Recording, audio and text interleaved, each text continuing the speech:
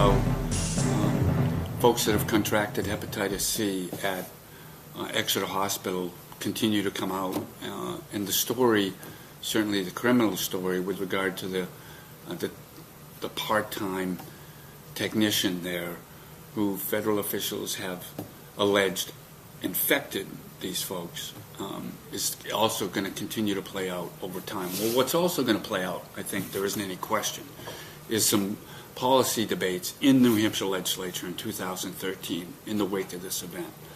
There's going to be legislation dealing with whether healthcare employees should be subject to mandatory drug testing or random drug testing at all healthcare facilities. I think also you're going to look at, I think, a pretty serious look at whether these technicians, even those who are part-time, should be licensed by the state.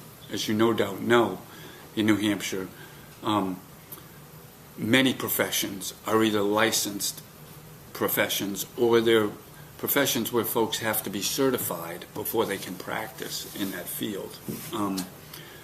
What also may come up, and certainly what this controversy raises, is the degree to which the state regulates these staffing networks. This was a position and a policy debate we had a number of years ago. Whether it's Kelly Temps or the staffing network or any, there are large national companies now that employ thousands of people in New Hampshire and in states across the country in these temporary jobs, and they fulfill an important service for businesses here in New Hampshire and all over the country. But as we've seen here in this case already of what we know, the system broke down. That this person went from hospital to hospital, state to state, and managed without changing his name, without changing his identity, without changing how he looks, and kept getting jobs, and in many cases kept getting into trouble, and then would move on. So is the regulation of staffing these temporary agencies in New Hampshire and other states robust enough? The first instinct of public officials is to try and figure out, is there an answer?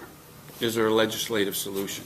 Maybe there's not, and maybe one won't result from this tragedy. But I can tell you this, there's going to be a fair amount of debate about it next year, whoever wins this election in November.